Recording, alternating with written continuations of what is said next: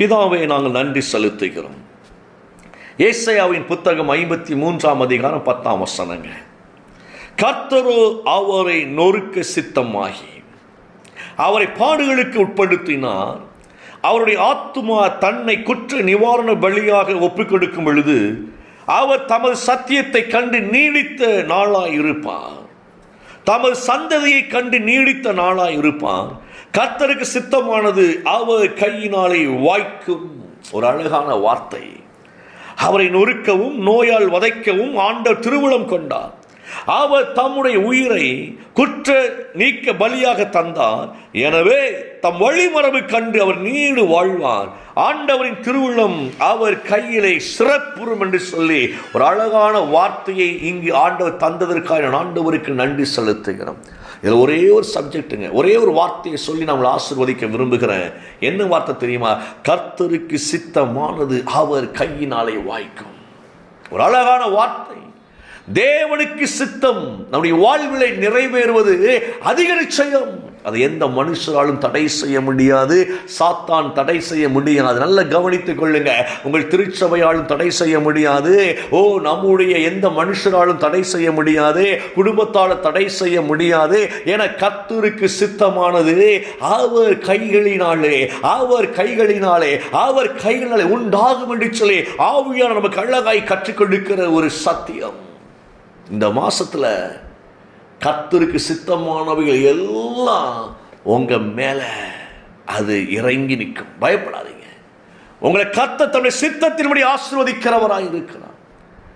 அவருடைய சித்தம் உங்கள் வாழ்வில் நிறைவேறும். அவருடைய சித்தம் என்பது என்ன? இஸ்ரவேல் ஆசீர்வாதமாய் இருப்பது தேவனுக்கு பிரியம். இந்த வார்த்தை நல்லா கவனித்துக் கொள்ளுங்க. இஸ்ரவேல் ஆசீர்வாதமாய் இருப்பது கர்த்தருக்கு பிரியம். நீங்களும் நானும் ஆசீர்வதிக்கப்பட்டவர்களாய் கர்த்தருடைய சித்தத்தின்படி வாழும்படியாக தேவன் நம்மை இந்த மாதத்தில் கண்டிப்பாய் நடத்தி செல்லுவார். நீங்கள் பயப்படாதீங்க. நம்முடைய சித்தம் அதிகம் இருக்கலாம், நம்முடைய எண்ணங்கள் அதிகம் இருக்கலாம். அந்த எண்ணங்கள் நிறைய நேரத்தில் உங்களுக்கு கலக்கத்தை உண்டு பண்ணலாம். இன்னும் ஒண்ணுமே நடக்கலையே, ஜெபித்து ஒண்ணுமே நடக்கலையே. இப்ப நீங்க அப்படியே தேவ சித்தத்துக்குள்ள நீங்க வந்துருங்க. தேவ சித்தம் நம்முடைய சித்தத்தை காட்டிலும் ஞானம் நிறைந்தது, உயர்ந்ததாக இருக்கிறது. அது நிறைவேறுகிற பொழுது ஆச்சரியமாக இருக்கும். நம்ம தப்பா நினைச்சிட்டோமே, ஐயோ நம்ம கூட இத நினைச்சு இது நடந்துருச்சுன்னா ஐயோ வேற விதத்துல போயிருக்குமே. இப்ப கர்த்தர் நிறைவேற்றுறது பயங்கரமான ஆசீர்வாதமா இருக்கு. ஐயா, தேவ சித்தம் உங்கள் கண்ணீரை துடைக்கும். தேவ சித்தம் உன்னை ஐஸ்வர்யவானா மாற்றும். தேவ சித்தம் சுகத்தை உனக்கு தரும். தேவ சித்தம் நீ தேவனுடைய சாட்சியா இந்த பூமியில நடமாடுவாய். தேவ சித்தம் நீ உன் சந்ததிகளும் மகிழ்ந்திருப்பீர்கள். இதெல்லாம் தேவனுக்கு பிரியம். அவர் சோதிக்கிறவர் அல்ல, சோதனையிலிருந்து நம்மளை விடுவிக்கிறவராய் இருக்கிறார். அப்ப இது யாருக்கு எழுதப்பட்டு இருக்கிறது? கிறிஸ்துவை குறித்து அவர் எழுதுகிறார். கிறிஸ்துவை நொறுக்க சித்தமாக்கி, நல்லா கவனித்துக் கொள்ளுங்க, நொறுங்கி நம்முடைய வாழ்வை சரி பண்ணினார். தேவனாகிய கர்த்தர் தன் ஒரே மகனாக இயேசுவை பாடுகளுக்கு உள்ள அவர் கொண்டு வந்தார். நீங்களும் நானும் பாடுகள் இல்லாமல் வாழ வேண்டும் என்பதற்காக அவர் பாடுபட்டார். அவருடைய ஆத்துமா தன்னை குற்ற நிவாரண பலியாக ஒப்புக் கொடுக்கும்படியாய். ஏன் அப்படின்னா அந்த ஆத்துமா யாருடைய ஆத்துமா? கிறிஸ்துவினுடைய ஆத்துமா இருக்கு பாருங்களேன். அந்த ஆத்துமா தன்னையே குற்ற நிவாரண பலியாக பிதாவிடத்தில் அர்ப்பணிக்கிறது. ஏன் அப்படின்னா அவர் தமது சந்ததியை கண்டு மகிழும்படியாய், நம்மளுடைய ஆசீர்வாதங்களை கண்டு மகிழும்படியாய் பிதாவிடத்தில் போய் நிற்கிறாருங்க. ஐயா, நான் சிந்தின ரத்தத்தினால் பிள்ளைகள் மகிழ்ச்சியாக இருக்கிறார்கள், அவர் மீட்கப்பட்டு விட்டார்கள். என் பிள்ளைகளுக்கு ஒன்றும் இனி ஆகாது என்று சொல்லி பாருங்க. அது முழுக்க யாருடைய சித்தம்? தேவ சித்தம். அதற்கு கிறிஸ்துவை ஒப்புக் கொடுக்கிறார். கிறிஸ்து பிதாவிடத்தில் போய் எல்லாம் செஞ்சு முடிச்சுட்டாங்க, நிற்கிறாரு. இது ஏசாயா தீர்க்கதரிசி மூலியமாய் அன்றே வெளிப்பட்டது. அதனால கர்த்தருக்கு சித்தமானது கிறிஸ்துவின் கைகளினாலே வாய்க்கும். தேவனுக்கு சித்தமான யார் கையினால வாய்க்குமோ கிறிஸ்துவின் கையினாலே வாய்க்கும். கிறிஸ்து எப்படிப்பட்டவராய் இருக்கிறார்? நமக்காய் பரிந்து பேசுகிறவராய் இருக்கிறார், நமக்காய் நன்மை செய்கிறவராய் இருக்கிறார், நமக்காய் எல்லாவற்றிலும் தன்னையே அர்ப்பணித்தவராய், குற்ற நிவாரண பலியாய் அவர் முந்தினபடியினாலே நீங்களும் நானும் குற்ற நிவாரண பலிக்காக கஷ்டப்பட வேண்டிய அவசியம் இல்லை. குற்றங்கள் சிலுவை சுமந்தாக்கப்பட்டு விட்டது. நீங்கள் பரிசுத்தவான்களாய் தேவ பார்வையில் அழகாய் இருக்கிறீர்கள். நம்ம பரிசுத்தவான்களை தேவ பார்வையில். இப்ப நம்ம என்ன செய்யணும்? ஒன்னும் செய்ய வேண்டாம், விசுவாசிக்கணும்.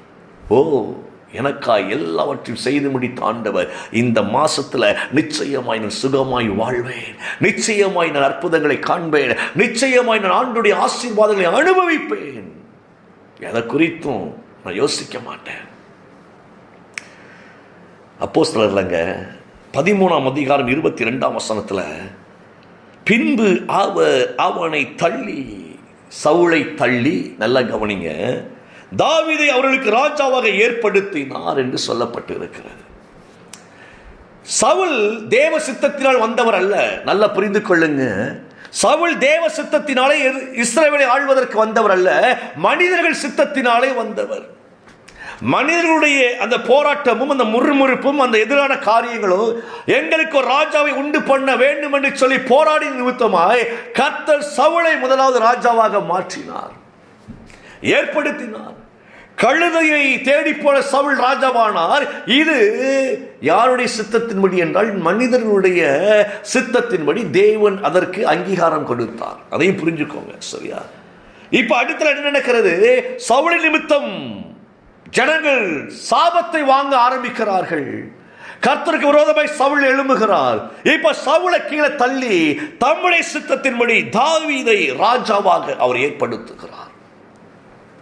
ஒரு வார்த்தை சொல்லப்பட்டிருக்கு, ஈசாயின் குமாரனாகிய தாவீதை என் இருதயத்திற்கு ஏற்றவனாக கண்டபடியினால எனக்கு சித்தமானவைகளை எல்லாம் தாவீது செய்வான் என்று அவரை குறித்து சாட்சி கொடுக்கிறார்.